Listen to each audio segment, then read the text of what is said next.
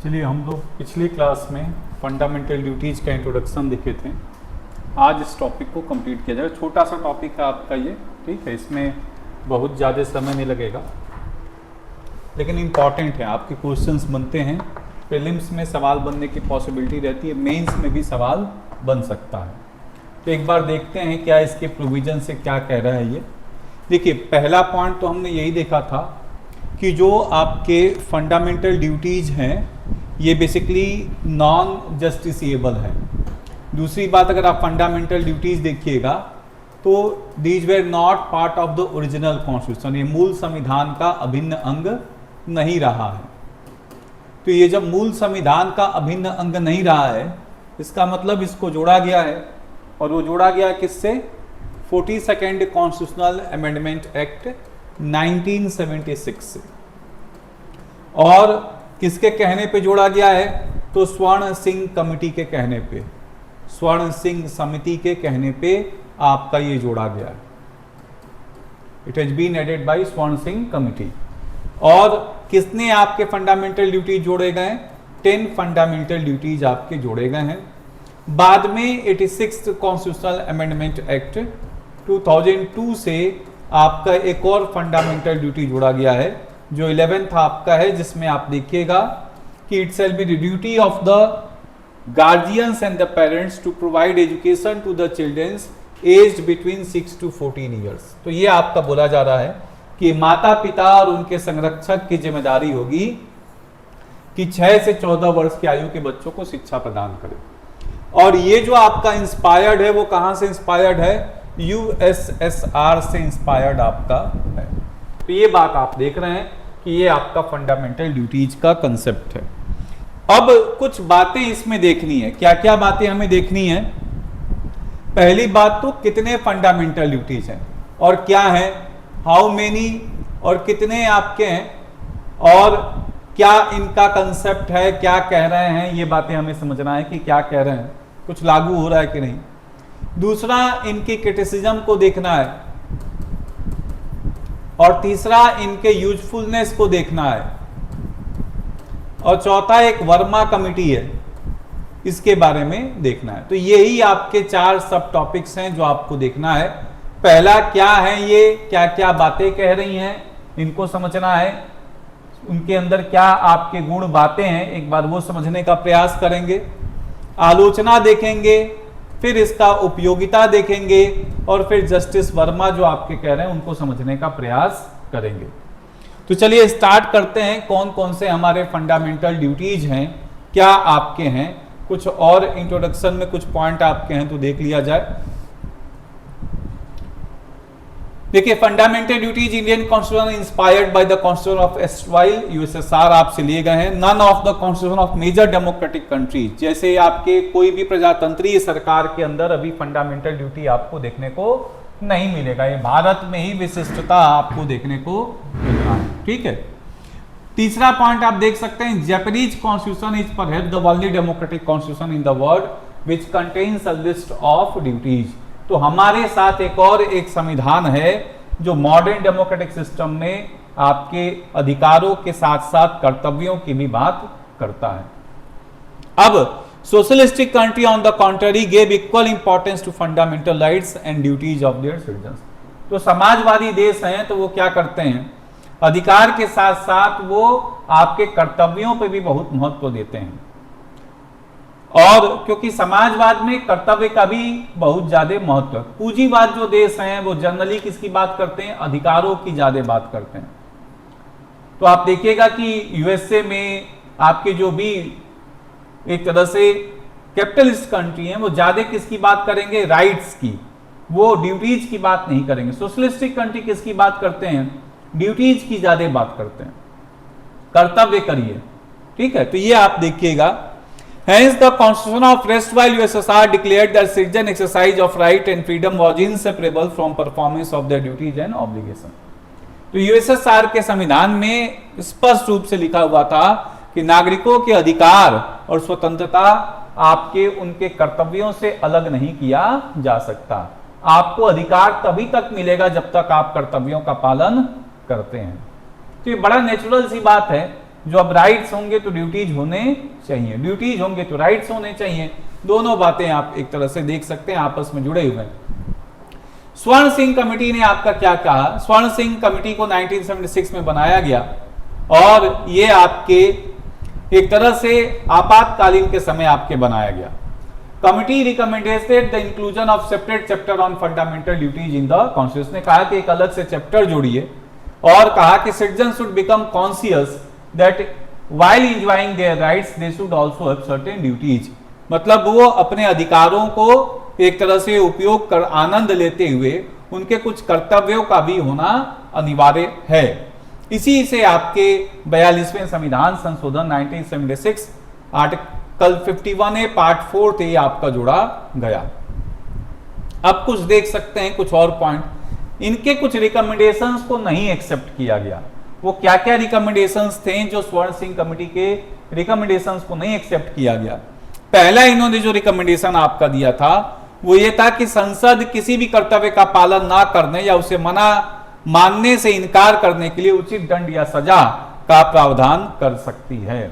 तो पार्लियामेंट में provide for the imposition of such penalty और punishment as may be considered appropriate for any non compliance with refusal to observe any of the duty. तो ये कहा जा रहा था कि संसद अगर आप कोई एक तरह से कर्तव्यों का पालन नहीं करते हैं तो फिर क्या किया जाएगा? आपके विरोध में कोई दंडात्मक कार्रवाई का प्रबंध संसद कर देगी। ये उन्होंने कहा था कि आप ऐसा करिए, मतलब अगर कोई अपने ड्यूटीज का पालन नहीं करता है तो प्रोविजन होना चाहिए पनिशमेंट का। ये आपके स्वर्ण सिंह कमेटी ने कहा, ये एक्सेप्ट नहीं हुआ।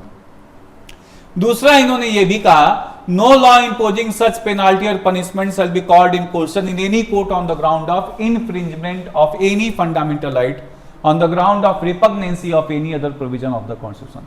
तो इन्होंने ये भी कहा कि अगर कोई ऐसी विधि बनाई जा रही है जो मौलिक कर्तव्य को लागू करने के लिए बनाई जा रही है और अगर आपके किसी मौलिक अधिकार का उल्लंघन करता है तो भी उसको शून्य अमान्य घोषित नहीं किया जा सकता। ये भी पार्लियामेंट ने एक्सेप्ट नहीं किया, ये भी मना कर दिया कि नहीं भाई ये बात नहीं होगी। तीसरा उन्होंने एक और रिकमेंडेशन दिया था कि टैक्स एक तरह से देने की बात आपकी रहेगी कि टैक्स दिया जाए, लोग आपके टैक्स देने की बात करें तो वो भी आपके ड्यूटी टू पे taxes should be also be fundamental duty of the citizen. ये भी एक्सेप्ट आपका नहीं हुआ। तो तीन बातें जो आपकी मुख्यतः थी स्वर्ण सिंह कमेटी की वो एक्सेप्ट नहीं हुई, बाकी सब बातें तो एक्सेप्ट हो ही रही हैं जो आप लोग देख रहे हैं।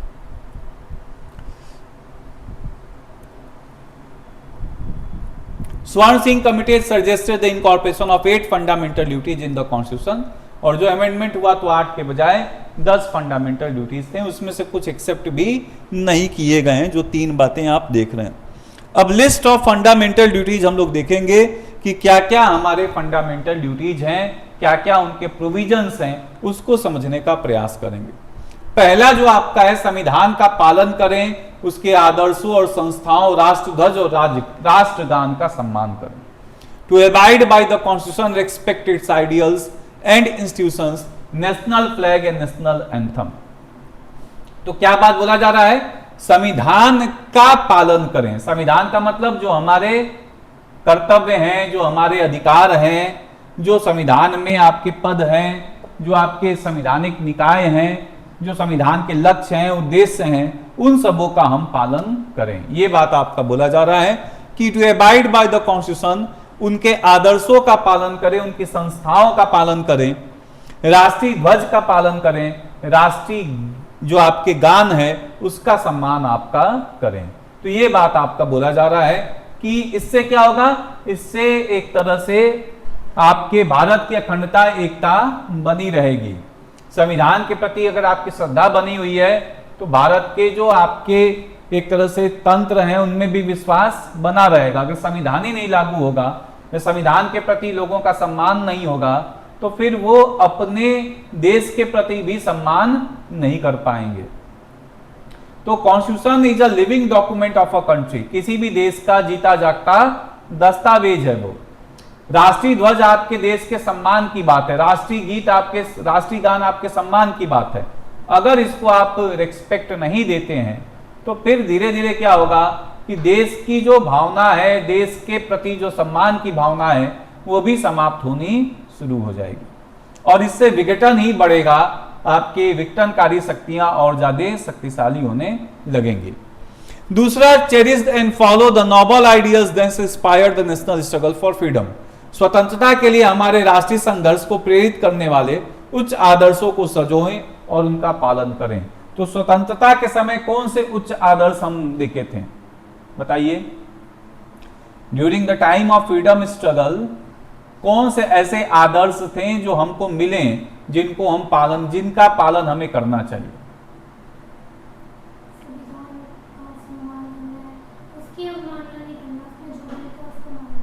ठीक है। और फ्रीडम स्ट्रगल के दौरान कौन से ऐसे आदर्श आपको मिले थे? स्वतंत्रता के दौरान कौन से ऐसे आदर्श मिले जिनका पालन हमको अभी भी करना चाहिए?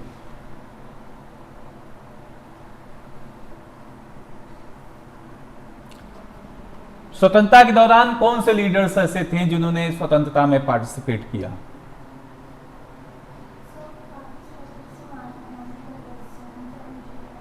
उनके क्या आदर्श थे बताइए? महात्मा गांधी के क्या आदर्श थे? Non violence. और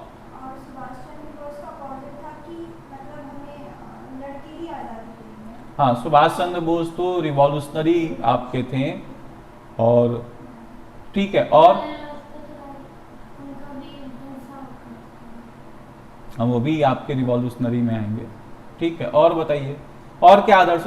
देखिए, स्वतंत्रता के दौरान क्या आदर्श थे? सत्याग्रह। गांधी जी के जो आदर्श थे वो क्या थे? सत्याग्रह, सत्य के साथ आग्रह हम करेंगे।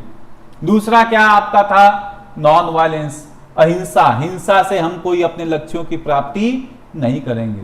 कुछ और लोग थे, गांधी जी ने अंतिम में क्या ही कह दिया आपके क्विट इंडिया मूवमेंट में कि कायरता से बढ़िया है कि भाई हम क्या कर जाएं, हिंसा कर लें, कोई ऐसी दिक्कत नहीं है, मतलब कायर नहीं बनना है हमें। तो क्विट इंडिया मूवमेंट, भारत छोड़ो आंदोलन, करो या मरो जो आपका है। तो ये जो आप देख रहे हैं कि बहुत सारे और उसमें नेता आएंगे, कोई गांधी जी अकेले तो है नहीं, बहुत सारे लोग हैं। लाल बाल पाल हैं, लाला लाजपत राय, बिपिन चंद्र पाल हैं, ठीक है, आपके लोकमान्य तिलक हैं, ये एक्सट्रीमिस्ट हैं। तो इनके कुछ आदर्श हैं। फिर अगर आप देखिएगा भगत सिंह जैसे, चंद्रशेखर आजाद जैसे रिवॉल्यूशनरी हैं, इनके कुछ आदर्श हैं। तो उन सारे आदर्शों को हमें समाहित करना है, ठीक है। तो ये आदर्शों को हमें सजो के रखना है, इनका सम्मान करना है और इनको अपने एक तरह से कहा जाएगा कि राष्ट्रीय जीवन में इनको उपयोग में ले आना है। जैसे अभी आप क्या देख रहे हैं? Peaceful protest of the citizens of India. अभी मास प्रोटेस्ट हुआ है ना, सीजीपी का प्रोटेस्ट। वो कौन सा आपका आइडियल लेके आ रहे हैं? वो वही आइडियल लेके आ रहे हैं जो गांधी जी ने सिखाया है हम लोगों को। नॉन वायलेंस, पीसफुल प्रोटेस्ट आप करिए अपनी मांगों के लिए, ठीक है। अपने को कष्ट देके दूसरे को समझाने का प्रयास करिए। आमरण अनशन किसने रखा? भाई सोनम वांगचुक 18-20 दिन तक खाए ही नहीं, मरने की हालत में पहुंच गए।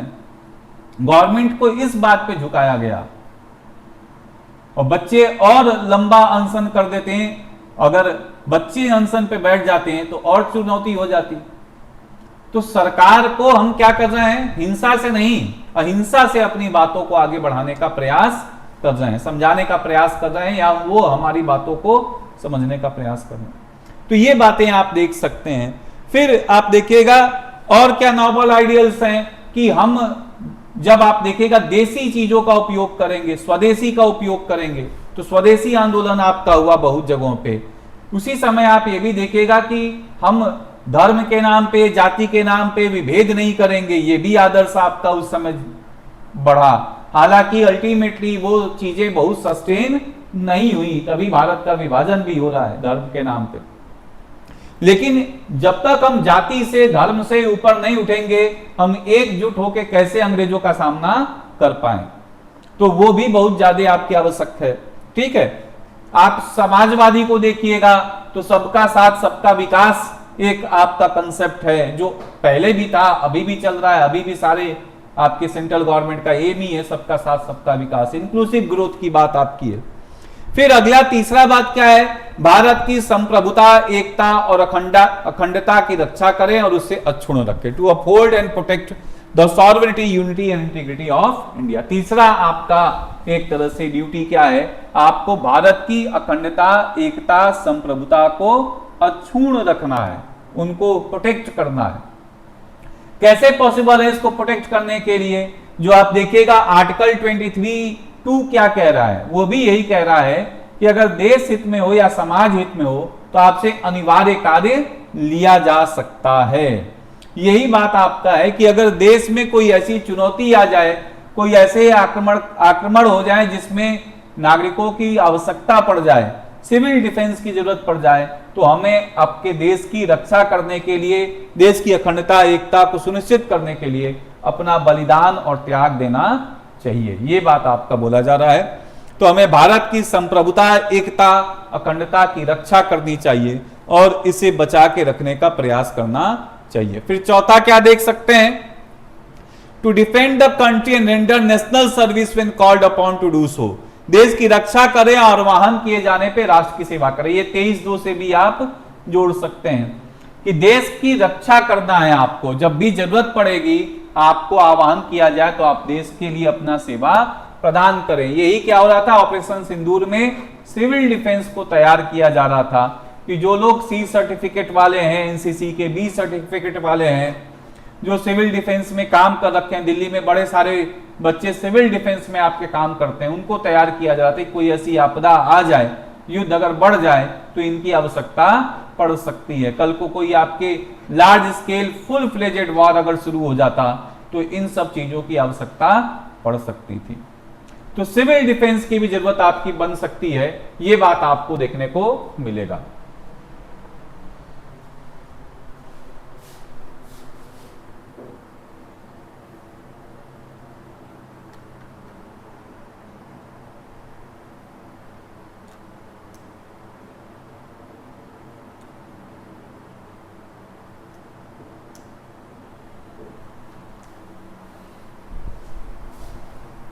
ठीक है, तो ये पॉइंट आपका है। फिर क्या बात बोला जा रहा है, अगला पॉइंट आप देख सकते हैं, to promote harmony, spirit of common brotherhood amongst all the people of India, transcending religious, linguistic, regional और sectional diversities and denounce practices derogatory to the dignity of women.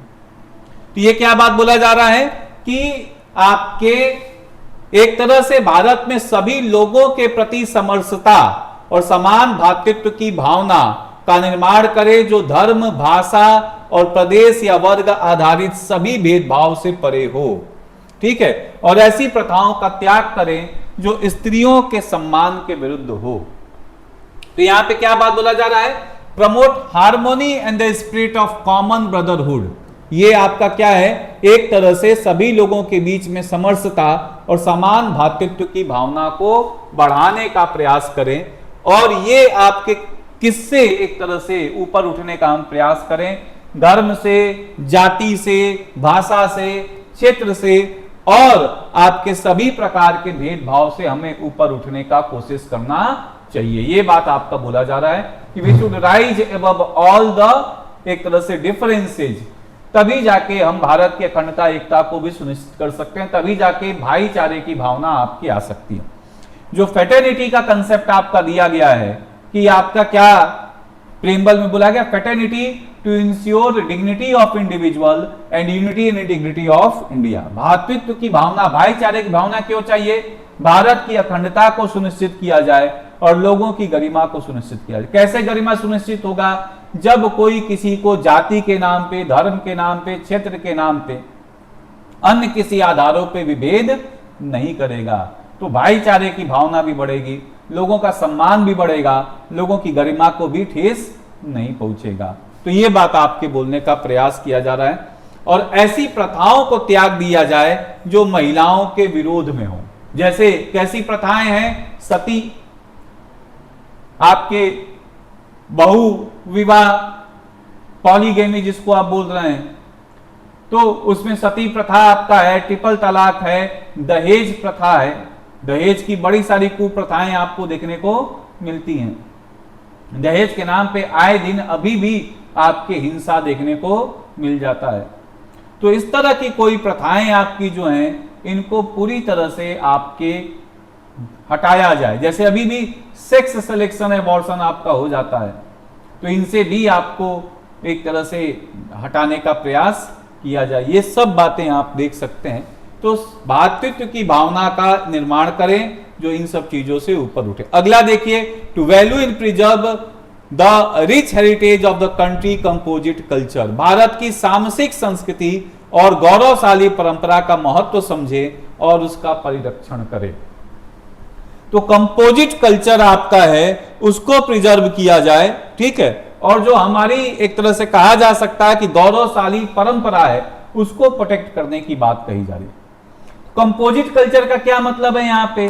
Composite culture का मतलब यह है कि जो भारत का सभ्यता है, भारत का सिविलाइजेशन है, भारत जो आप आज देख रहे हैं, कोई एक धर्म से ही पूरी तरह से इसको नहीं परिभाषित किया जा सकता। हिंदू धर्म के द्वारा ही कई सारे धर्म आपके निकले। तो हिंदू, फिर जैनिज्म, बुद्धिज्म, सिखिज्म, 4 तो इंडिजिनस धर्म हो गए, फिर इस्लाम है, क्रिश्चियनिटी है, ज्यूज है, पारसी है और पता नहीं कितने प्रकार के धर्म है। तो इन सबों का जो सम्मिश्रण है, सबों की जो अच्छी बातें हैं, उनको हमें प्रिजर्व करने की आवश्यकता है। उनको प्रिजर्व करके सामसिक संस्कृति को प्रेजेंट करना है। जो आपके कंपोजिट कल्चर है उसको प्रेजेंट करना है, जो आपके गंगा जमुना तहजीब बोला जाता है, ठीक है। तो ये बेसिकली आपका है कि जो डिफरेंट हमारे रिलीजन्स हैं, डिफरेंट हमारे एक तरह से प्रैक्टिसेज हैं, उन सब चीजों को हम एसिमिलेट करें, उनको रेस्पेक्ट करें, ये बात आपका बोला जा रहा है। और साथ ही साथ में हमारी जो गौरवशाली परंपरा है उनको भी रेस्पेक्ट करें, क्योंकि भारत ही एकमात्र ऐसा देश आपका विश्व में बचा है जिसका इतिहास अगर आप खोजेगा तो 5000 सालों से पुराना मिल जाएगा। जो सिविलाइजेशन है वो कंटिन्यूअस चल रहा है। इसके बराबर और इससे किसी भी मामले में कम नहीं कई सारी सभ्यताएं आपको देखने को मिलेंगी। वो सभ्यताएं कौन सी हैं? जो मिस्र घाटी की सभ्यता रही, मेसोपोटामियन सिविलाइजेशन रहा आपका, इजिप्शियन सिविलाइजेशन रहा, नील घाटी की सभ्यता रही, और इराक ईरान में जो सभ्यताएं रही, लेकिन वो एक लंबे समय के बाद डिसकंटिन्यू हो गई और पूरी तरह से विलुप्त हो गई। भारत ही एकमात्र ऐसी आपकी सभ्यता बची है जो कि 5000 ईयर्स से भी पहले से कंटिन्यूअसली आपके चल रही है और कुछ मॉडिफिकेशंस के साथ साथ ये आपके आगे बढ़ते जा रही है। तो हमारी जो रिच हेरिटेज है, रिच कल्चर है, उन सब चीजों को भी हमें सजो के रखना है। ये बात आपका बोलने का प्रयास किया जा रहा है, ठीक है।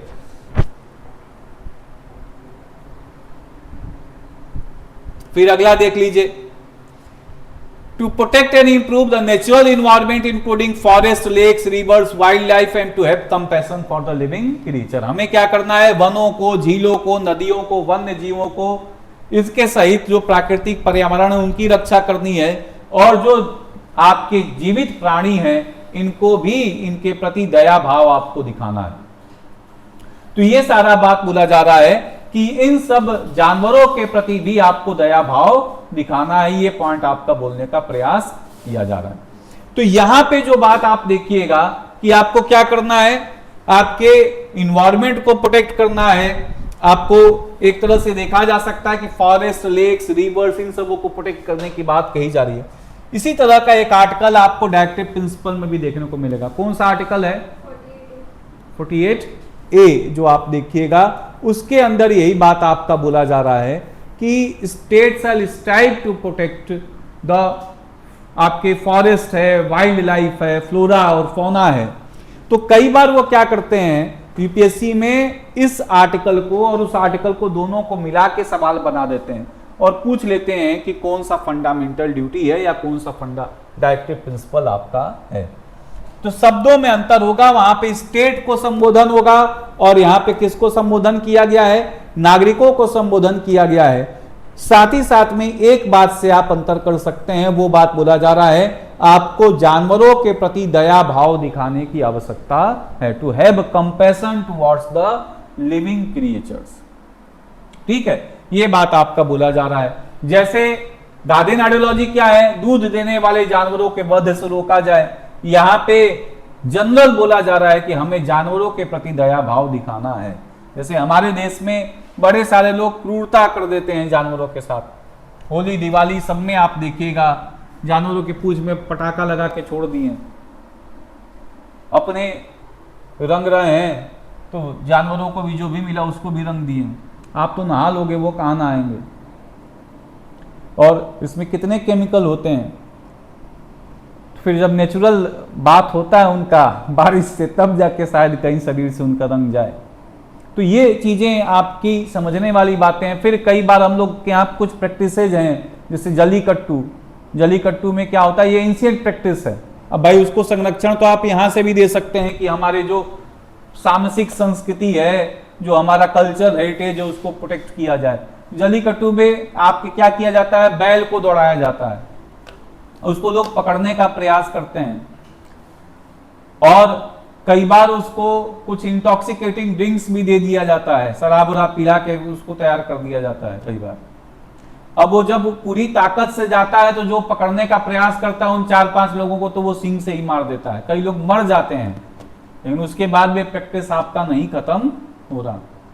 कई सारे आपके कुछ 1-2 मंदिर हैं, उसमें क्या किया जाता है कि मुर्गे को ऊपर से फेंक दिया जाता है नीचे। तो इसमें कई सारे जगहों पे आपको जानवरों की बलि देखने को मिलेगी।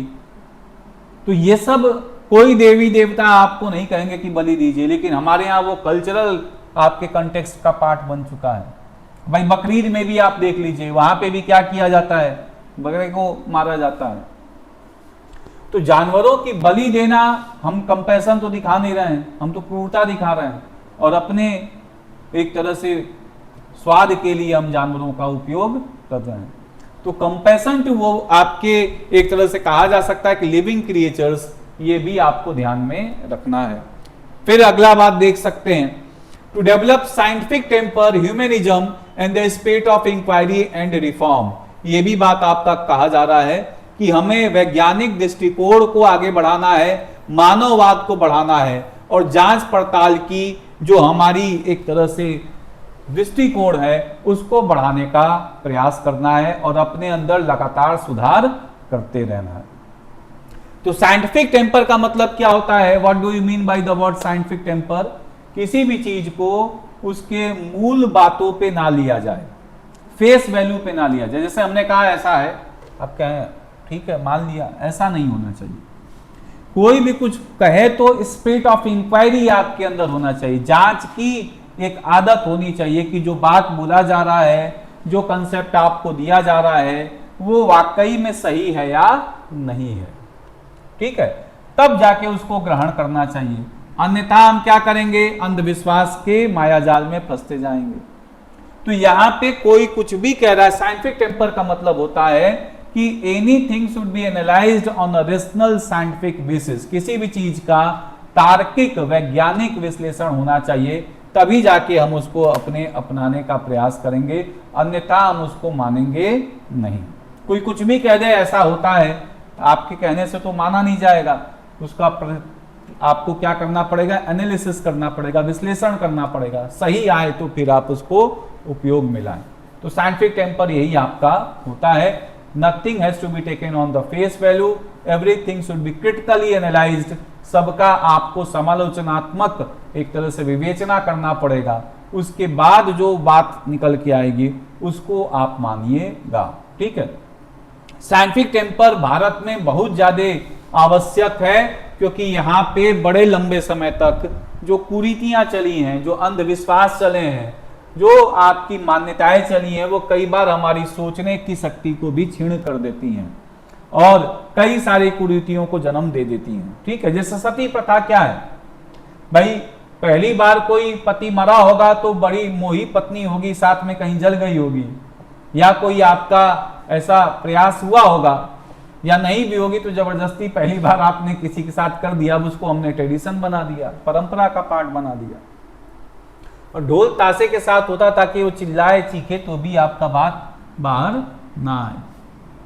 तो ये आपकी बातें आपको दें, तो इसका कोई लॉजिक नहीं है। लॉजिक जब तक नहीं मिले भाई, एक मानव भाई आप अगर भारत के दर्शन को पढ़िएगा, वेदों को पढ़िएगा, उपनिषदों को पढ़िएगा, तो बड़ा स्पष्ट बातें वो लिखती हैं और वो आत्मा को इस तरह से परिभाषित करती हैं कि आज आपका जो पति हो, पता नहीं आपका अगले जन्म में क्या है, कितनी बार पति बन चुके हैं, कितने बार वो आपके बेटे बन चुके हैं, कितने बार वो आपके पिता बन चुके हैं, कोई कुछ नहीं जानता। लाखों हजारों जन्म आदमी ले चुका है। तो जब आत्मा ही शुद्ध है तो एक आत्मा के मरने पे दूसरे शरीर को क्यों आपको मारने की आवश्यकता है? ठीक है, जब उसका समय आएगा वो भी चला जाएगा। तो इस तरह का कंसेप्ट तो है ही नहीं आपको हिंदू दर्शन में, तो ये बातें आपको देखने को नहीं। लेकिन हमने क्या किया, उन सब चीजों को गलत सिद्ध कर दिया। गलत सिद्ध करने के साथ कुरीतियां आपके आगे बढ़ा दी। तो ये बातें आप देखेगा। साइंटिफिक टेम्पर आपका है। मानववाद का मतलब क्या है? मानववाद का भी मतलब यही होता है कि हमारे लिए सबसे महत्वपूर्ण क्या है, मानव की समस्याएं हैं। धर्म से भी ऊपर क्या है, प्रॉब्लम्स फेसिंग द ह्यूमैनिटी। ठीक है, आपको महत्व किसको देना है? धर्म तो आपका भले महत्वपूर्ण है, लेकिन कोई धर्म ऐसा नहीं बताएगा कि मानव के प्रति हिंसा करिए या मानव को समर्थन ना करिए या मानव को मदद ना करिए। तो मानववाद एक ऐसा धर्म आपका ले आने का प्रयास किया गया है जिसमें सारे धर्मों की जो अच्छाइयां हैं उनको जोड़ने का प्रयास किया जा रहा है और मानव को केंद्र में रखा जाएगा और उसकी समस्याओं का समाधान करने का प्रयास किया जाएगा। तो यहां पे रिलीजन से ऊपर किसको माना जाएगा? ह्यूमन की प्रॉब्लम्स, ह्यूमन के सॉल्यूशंस, ह्यूमन की बातों को लेके वैज्ञानिक दृष्टिकोण, वैज्ञानिक ज्ञान आपको लेने का प्रयास किया जाएगा। तो ये सारी बातें आप देख सकते हैं और हर चीज में हमें क्या करना है, जांच करने की जो एक तरह से आदत है उसको आगे बढ़ाने की आवश्यकता है।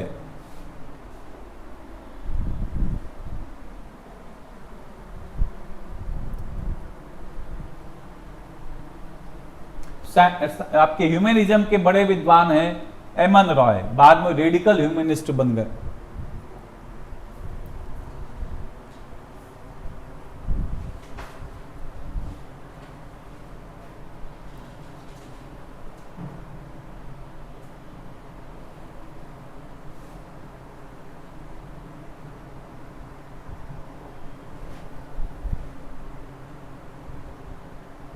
देखिए क्या है आपका, scientific temper is a way of life that uses logical and rational thinking. वैज्ञानिक दृष्टिकोण क्या है? एक ऐसा जीवन जीने का पद्धति है जो आपको तार्किक बनाने का प्रयास करता है। तार्किक रूप से सोचिए, तार्किक रूप से चीजों को समझने का प्रयास करिए। ठीक है, हर चीज में तर्क होना चाहिए। It involves questioning, observing reality, testing ideas, analysing evidence instead of blindly accepting dogma और सुपरस्टिशन। इसके अंतर्गत क्या आता है? किसी भी बात पे प्रश्न करना। किसी चीज को आप प्रश्न करिए कि भाई ऐसा क्यों है, क्यों ये बातें ऐसी हैं। वास्तविकता को आप अध्ययन करिए, उसको ऑब्जर्व करिए, उसको देखिए, समझिए।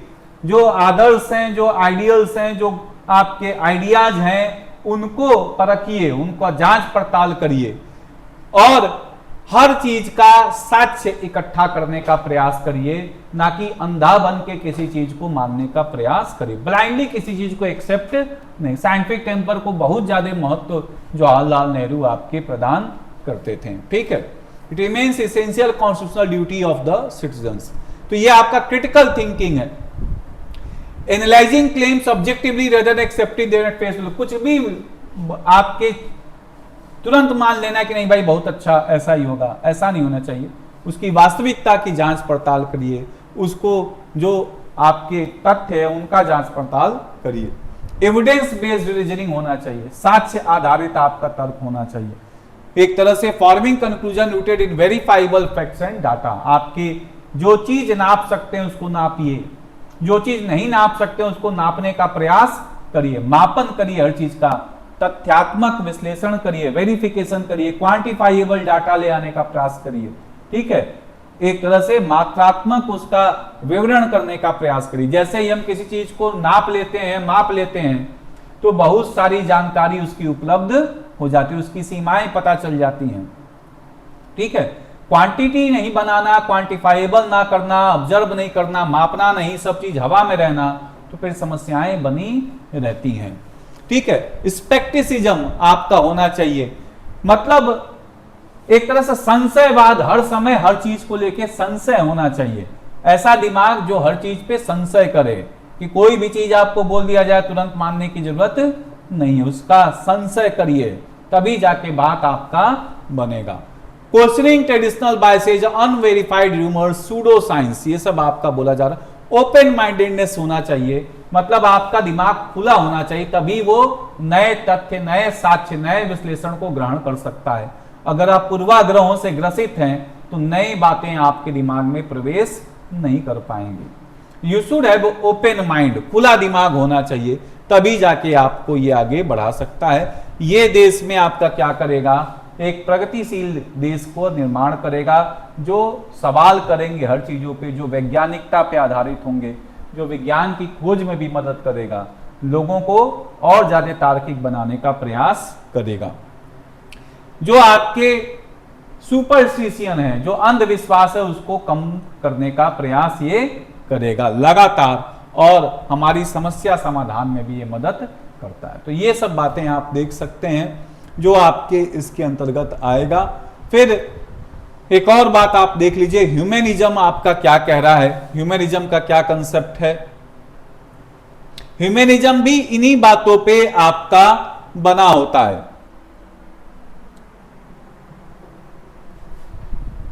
वो भी तार्किक आपका होता है, वैज्ञानिक होता है, विश्लेषण करता है, क्वांटिफाइबल करता है, विज्ञान पे ज्यादा जोर आपका देता है, व्यक्तिगत स्वतंत्रता पे ज्यादा बात करता है।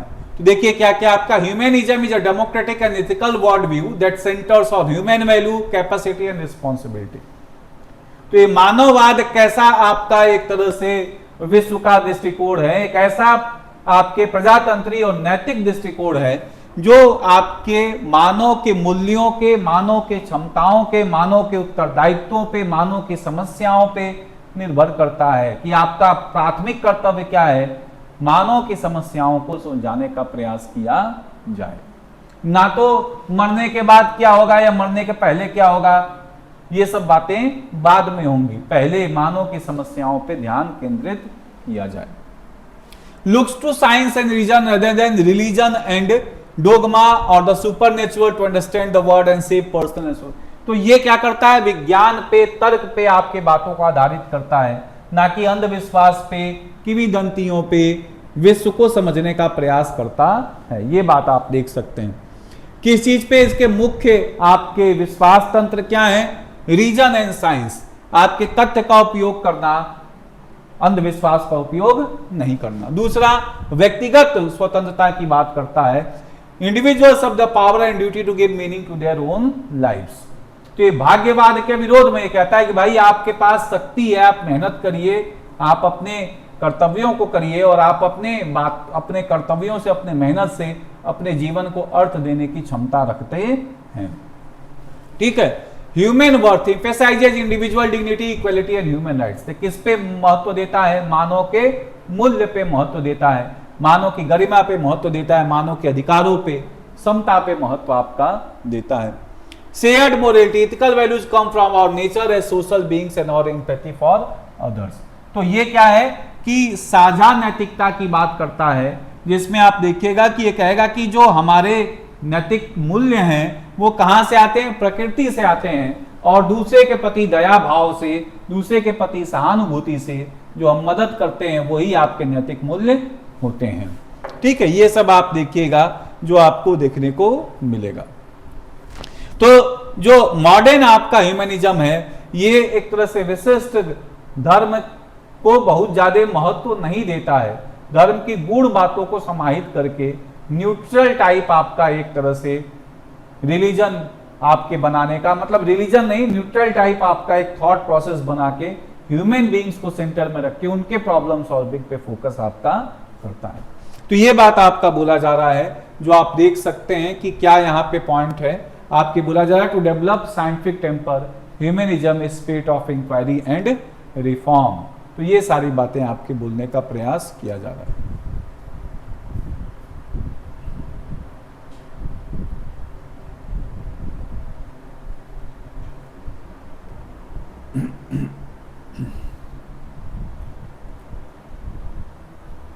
अगला क्या है, to safeguard public property and to observe violence. हमें क्या करना है, जो भी आपके सार्वजनिक संपत्ति है इनकी रक्षा करना और हिंसा का त्याग करना है। तो ये बातें आप देख सकते हैं। सार्वजनिक संपत्ति में क्या आ जाएगा, जो आपको देखने को मिलेगा कि हमने उसमें भी देखा है एक आर्टिकल जो बोल रहा है कि जो हमारे नेशनल इंपॉर्टेंस के मॉन्यूमेंट्स हैं उनको प्रोटेक्ट किया जाए। कौन सा आर्टिकल है, 49 आपका है। और ये भी आपका एक तरह से इंडिविजुअल को कह रहा है कि भाई आपको सार्वजनिक संपत्ति पब्लिक प्रॉपर्टी को प्रोटेक्ट करना है।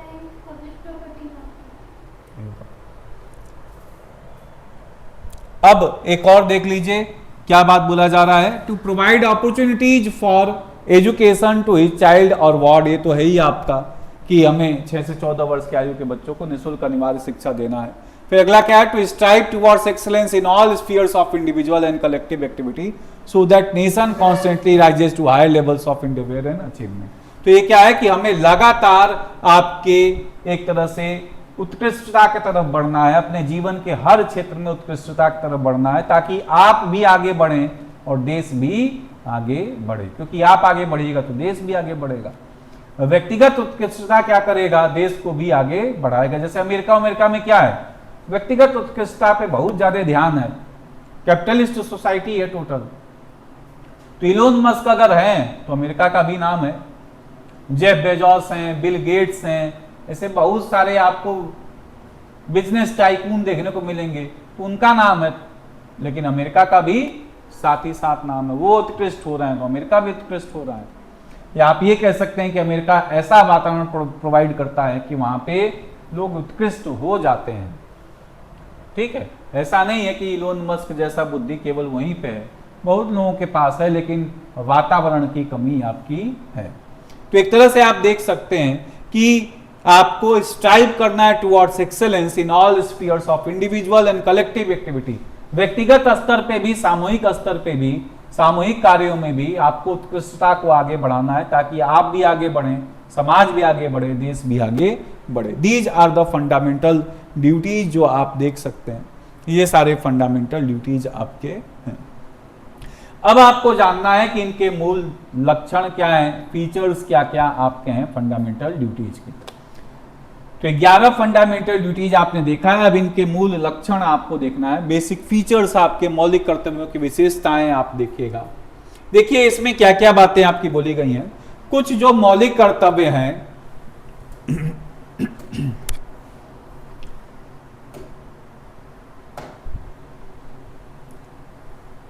कुछ जो मौलिक कर्तव्य आपको देखने को मिलेगा वो क्या है, कुछ मौलिक कर्तव्य नैतिक आपके कर्तव्य हैं और कुछ नागरिक कर्तव्य हैं। कुछ जो आपके यहाँ पे कर्तव्य बताए जा रहे हैं, कुछ मौलिक कर्तव्य आपके एक तरह से नैतिक कर्तव्य हैं, कुछ नागरिक कर्तव्य हैं। जैसे cherishing noble ideals of freedom struggle is a moral precept while respecting constitutions, national flag, national anthem is a civic duty. तो कुछ इसमें जो आपको देखने को मिलेगा, इसके लक्षण में आप क्या देखिएगा, कुछ आपके जो मौलिक कर्तव्य हैं वो एक तरह से देखिएगा कि नैतिक आधारों पे बने हुए हैं। जैसे नैतिक आधारों पे क्या है, मोरल ड्यूटीज हैं। जैसे आप देखिएगा कि फ्रीडम स्ट्रगल के दौरान जो आदर्श थे उनका सम्मान करना है, जानवरों के प्रति दया भाव दिखाना है, नैतिक बात है, महिलाओं के प्रति सम्मान आपको रखना है। ऐसा कोई भी कार्य जो महिलाओं के गरिमा को ठेस पहुंचाए वो कार्य नहीं करना है। ये क्या है, नैतिक आदर्श आपको बता रहा है। जो हमारे किताबों में, ग्रंथों में नैतिकता की बात कही गई है उसकी बात कर रहा है। कुछ नागरिक कर्तव्य की बात कर रहा है, जैसे कि भारत के राष्ट्रीय गान के प्रति सम्मान। जब भी गाया जाए तो आप खड़े हो जाइए, अगर आप शरीर से सक्षम हैं तो खड़े हो सकते हैं तो उसका सम्मान करिए। ठीक है, राष्ट्रीय ध्वज का दुरुपयोग ना करिए, उसको पैरों के नीचे नहीं आने दीजिए, उसको शरीर में आप इस कमर से नीचे उसका उपयोग ना करें। ठीक है, ऐसे बड़े सारे उसके डायरेक्शंस बताए गए हैं। उसका फहराने का समय है, उसको शाम को उतारने का समय है, उसका साइज है, उन सब चीज़ों को ध्यान में रख के आप काम करिए। तो नेशनल एंथम हो गया, नेशनल फ्लैग हो गया, सिविक ड्यूटी आप देखिएगा जो बोला जा रहा है। दूसरा बात आप इसमें क्या देख सकते हैं they refer to the values which are been part of the Indian tradition, mythology, religion and practices. ये ऐसे मूल्यों को इंगित करते हैं, संदर्भित करते हैं जो भारत की परंपरा, भारत के पौराणिक कथाओं, धर्मों और प्रथाओं का हिस्सा है। जैसे आप देखिएगा कि क्या बात बोला जा रहा है कि आपको जो भी जल है, वन है, झील है, इनको सजो के रखना है, इनको संरक्षित करके रखना है। तो ये क्या है हमारे देश का, यही तो एक तरह से देखिएगा कि धर्म, हिंदू धर्म में तो ये आपको देखने को ही मिल जाएगा कि उसका सारा जो धर्म ही है उसके अंदर सारे चीजों को हमने भगवान से जोड़ दिया है। नदी भी हमारे लिए माँ है, गंगा माता, और गंगा है, यमुना है, गोदावरी है, कृष्णा है, कावेरी है, जहां पे वहां पे उतना ही सम्मान है, कोई सम्मान में कमी नहीं है किसी नदी के। पेड़ पौधों को भी हमने बड़ा सम्मान दिया है, पीपल है, वट वृक्ष है, बरगद का पेड़ है, नीम का पेड़ है, अशोक का पेड़ है। जानवरों को भी हमने भगवान से जोड़ा है, चाहे चूहा हो, चाहे हाथी हो, चाहे शेर हो, कोई भी जानवर आप देख, चाहे सांप है। तो कहीं ना कहीं आप देखिएगा कि हमने क्या किया है, जो मूल्य हमारे भारत के परंपरा के रहे हैं उनको हमने इसमें जोड़ने का प्रयास किया है। To they refer to values which have been part of India. और हमारे ट्रेडिशन का क्या पार्ट रहा है, कई जगहों पे आप पढ़ेगा, यत्र नारी पूज्यन्ते रमन्ते तत्र देवता, जहां पे नारियों की पूजा होती है वहीं पे देवता का वास होता है। और ये बहुत जगहों पे आपको सही भी देखने को मिलेगा, जहां पे नारी का सम्मान नहीं होगा घर में तो बहुत ज्यादा समस्याएं उत्पन्न होनी, धीरे धीरे समस्याएं बढ़ जाएंगी। जहां पे सम्मान होगा वहां पे कुछ ना होते हुए धीरे धीरे आपकी चीजें बढ़ जाएंगी। बड़ा नेचुरल प्रोसेस आपका है। घर में अगर चाहे महिला का सम्मान ना हो, चाहे पुरुष का सम्मान ना हो, घर में समस्या बनी ही रहेगी।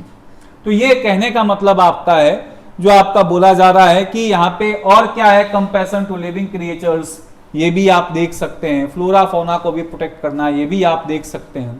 तो ये सब आपके हैं। They essentially contain codification of task integral to Indian way of life.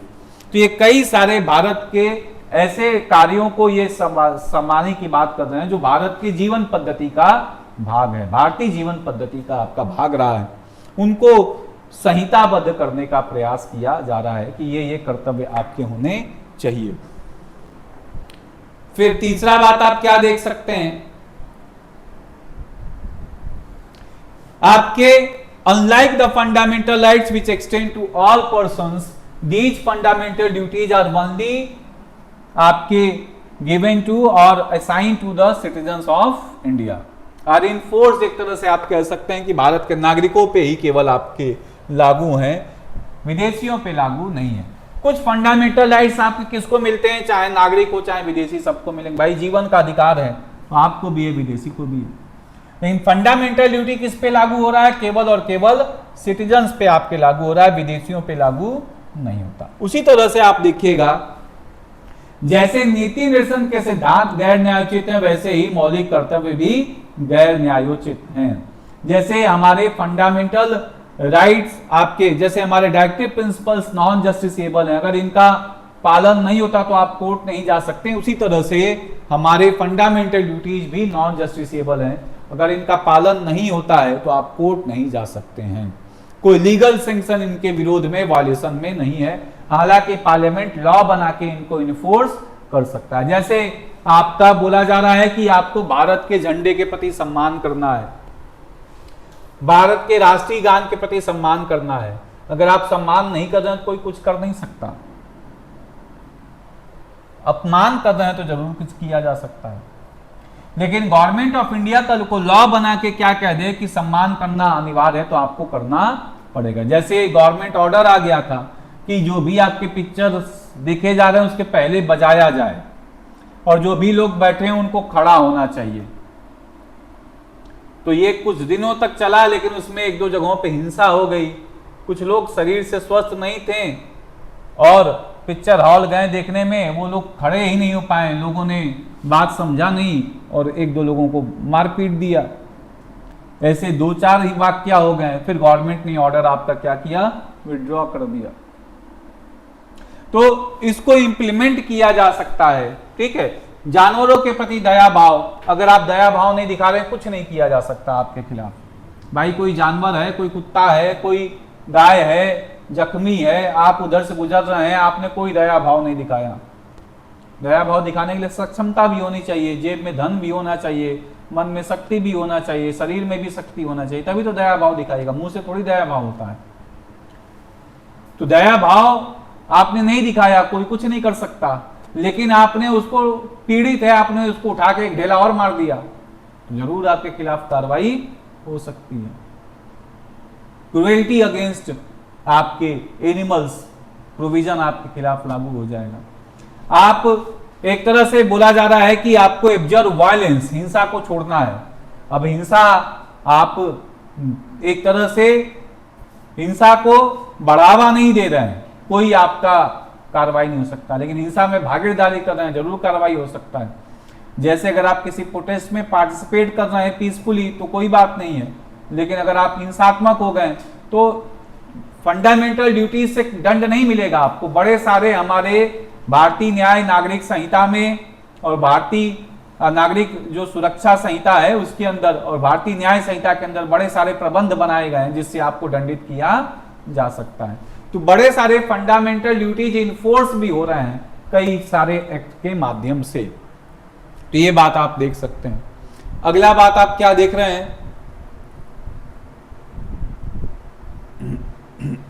ये 4 बातें आपकी हैं जो आप देख रहे हैं फीचर्स में। पहली बात तो कुछ नैतिक आपके निर्देश हैं और कुछ आपके एक तरह से सिविक ड्यूटीज आपको देने की बात कही जा रही है, नागरिक कर्तव्य की बात की जा रही है। दूसरी बात, ये ऐसे मूल्यों को प्रतिनिधि कर रहे हैं जो हमारे धर्म का भाग रहा है, हमारे माइथोलॉजी का, हमारे कल्चर का, हमारे ट्रेडिशन का भाग आपका रहा है, संस्कृति का, सभ्यता का भाग रहा है, उनको संदर्भित। तीसरी बात, ये जैसे कि मौलिक अधिकार सबको मिलता है, कुछ मौलिक अधिकार सबको मिलता है, लेकिन ये जो आपके मौलिक कर्तव्य हैं केवल नागरिकों को ही संबोधित किया गया। चौथी बात, जैसे कि डीपीएसपी नॉन जस्टिसेबल है वैसे ये भी नॉन जस्टिसेबल है। जैसे कि डीपीएसपी को लागू करवाने के लिए पार्लियामेंट लॉ बना सकता है, उसी तरह से फंडामेंटल ड्यूटी को लागू करवाने के लिए पार्लियामेंट लॉ बना सकता है। ये बात आपका बोला जा रहा है। अगला पॉइंट इसमें देख लीजिए, नेक्स्ट पॉइंट आपका। अब आपको जानना है क्रिटिसिज्म ऑफ फंडामेंटल ड्यूटीज, क्या क्या आलोचनाएं हैं उनको समझने का प्रयास किया जाएगा। देखिए, पहली आलोचना तो एकदम आपका वही है कि भाई ये नॉन जस्टिसेबल है। जब नॉन जस्टिसेबल है तो लागू तो होंगे नहीं, तो इसका कोई बहुत मतलब नहीं। लिख कुछ भी नहीं, लागू जब नहीं होना है तो क्या मतलब है। तो सम ड्यूटीज आर वेग, इसमें क्या देखिए, पहला क्या, list of duties is not, एक और आपका यहाँ पे क्रिटिसिज्म आपका, जैसे ये क्रिटिसिज्म आपका है, they have been described by critics as a code of moral percept due to their non-justiciable character. Interestingly, Swan Singh committee has suggested penalty for punishment of non-performance of fundamental duties. तो उनके गैर न्यायिक चरित्र होने के वजह से, न्याय संगत चरित्र होने की वजह से आलोचकों द्वारा इनको एक तरह से क्रिटिसाइज किया जाता है कि भाई जब ये लागू ही नहीं हो रहे हैं तो क्या मतलब आपका है। ठीक है। एक और जो आलोचना की जाती है वो ये कही जाती है कि इसको भाग 4 में क्यों जोड़ा गया, इनको भाग 3 में जोड़ना चाहिए था। किसके साथ, फंडामेंटल राइट्स के साथ। जहां पे अधिकार है वहीं पे कर्तव्य होना चाहिए। आप नीति निषेध सिद्धांतों में क्यों जोड़ रहे हैं, तो मौलिक अधिकार जहां पे दे रहे हैं वहीं पे तो कर्तव्य होना चाहिए। तो it should be added with the part 3 of the constitution, और उससे नहीं जोड़े तो इसका महत्व क्या हो गया है, कम हो गया है। आलोचकों ने कहा कि मौलिक कर्तव्यों को भाग 4 के परिशिष्ट के रूप में शामिल करने से आपका इसका महत्व कम हो गया है और उन्हें मौलिक अधिकारों के समान रखने के लिए भाग 3 के बाद जोड़ा जाना चाहिए था।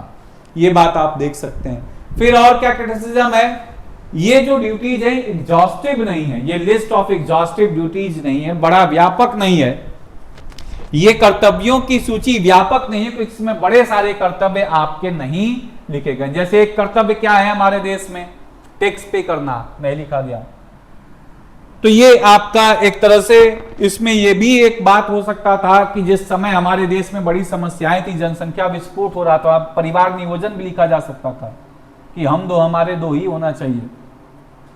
तो परिवार नियोजन का भी इसमें बात हो सकता था ड्यूटी में, वो भी आपका नहीं लिखा गया। टैक्स पे करने की बात आपकी नहीं लिखी गई है।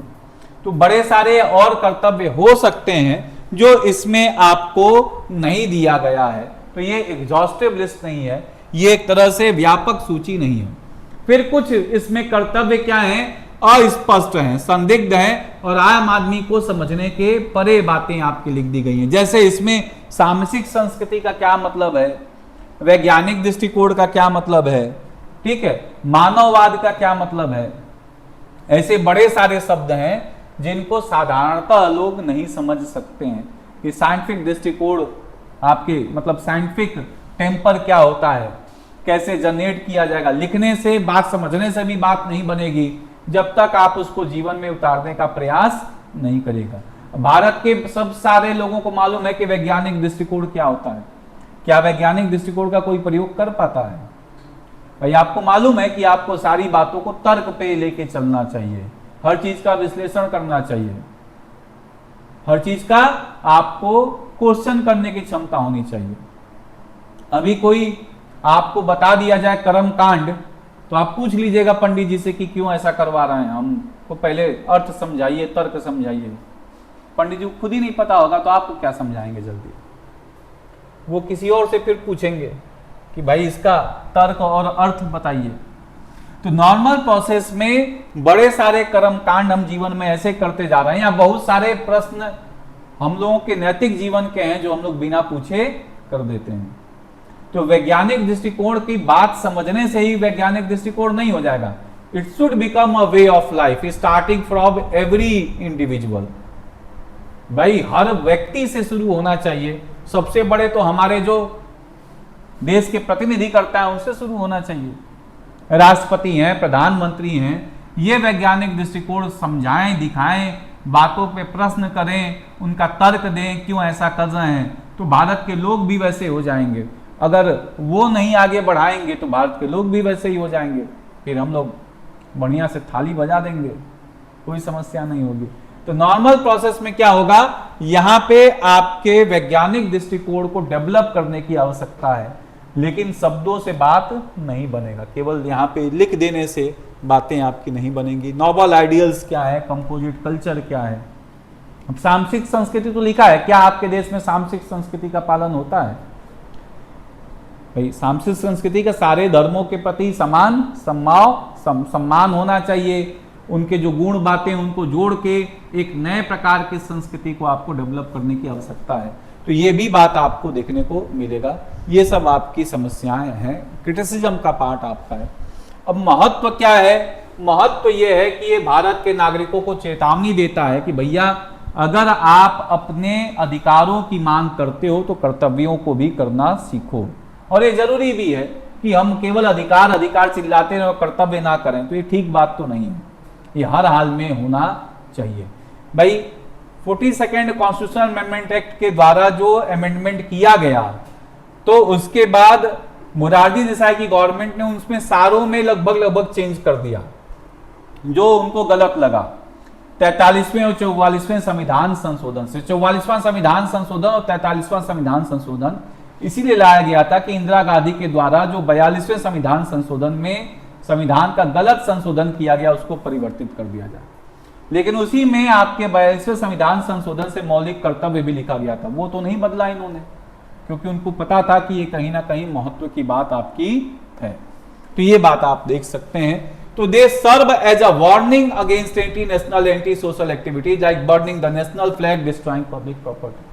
भारत की संपत्ति का, जन संपत्ति को हानि पहुंचा रहे हो, देश के विरोध में कोई काम कर रहे हो, एंटी नेशनल एक्टिविटी कर रहे हो, राष्ट्र विरोधी असामाजिक गतिविधियां कर रहे हैं, भारत के राष्ट्रीय ध्वज को जला रहे हैं, संविधान को फाड़ रहे हैं, और फिर आप पहुंच जाइए कोर्ट में कि मेरे अधिकार दिलवाइए, तो कर्तव्य तो पालन कर नहीं रहे हो और अधिकार के लिए सबसे पहले कोर्ट पहुंच रहे हो। तो कोर्ट एक बार को कहेगा कि पहले कर्तव्य करना सीखिए, फिर आप अधिकारों की बात करिएगा। They remind citizens that while enjoying right, they should also have conscious of duties owed to their country, society and fellow citizens। तो ये लगातार भारत के नागरिकों को याद दिलाते रहते हैं कि भैया आप अपने अधिकारों का तो आनंद ले रहे हो, लेकिन समाज के प्रति, दूसरे व्यक्तियों के प्रति, देश के प्रति जो आपके कर्तव्य हैं उनको भी करते रहिए। ये बात आपका बोला जा रहा है। तीसरा बात आप क्या देख सकते हैं, ये हमारे एक तरह से सोर्स ऑफ इंस्पिरेशन है नागरिकों के लिए। लोगों के अंदर आपका क्या करता है, एक अनुशासन और प्रतिबद्धता को बढ़ावा देता है। तो लगातार ये सोर्स ऑफ इंस्पिरेशन आपका है, जो कि आपके नागरिकों को बताता रहता है कि भाई ये हमारे लक्ष्य हैं, ये हमारे एक तरह से संविधान के आजादी के समय जो हमारे एक तरह से मूल बातें थी, जो गूढ़ बातें थी, जो आदर्श थे, उनको भी आपको सम्मान करते रहना है। ठीक है।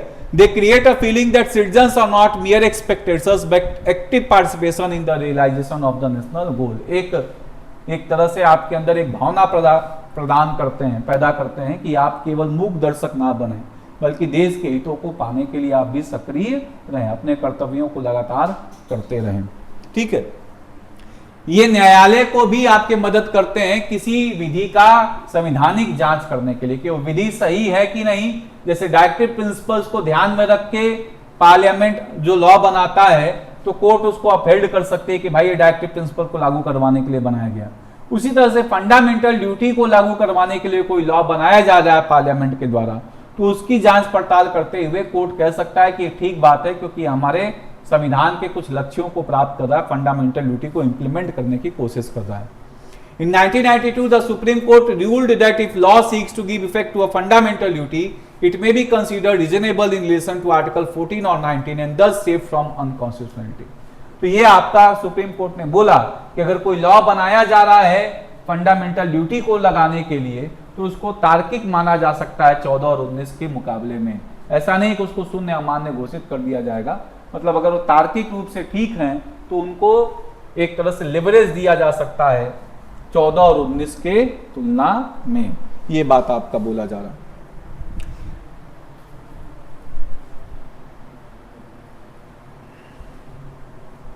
ठीक है। They are enforceable by the law, hence the parliament can provide imposition of appropriate penalty और punishment if any person violates the fundamental duty. तो ये आपके क्या है, विधि के द्वारा लागू करवाए जा सकते हैं, संसद के विधि के द्वारा। अगर कोई व्यक्ति इसका उल्लंघन करता है तो आपका पार्लियामेंट लॉ बना के इसको इंप्लीमेंट करवा सकता है। तो ये सारी बातें आपकी हैं जो आप देखिएगा। अब अगला पॉइंट इसमें आप देख सकते हैं, वो क्या है, यहां पे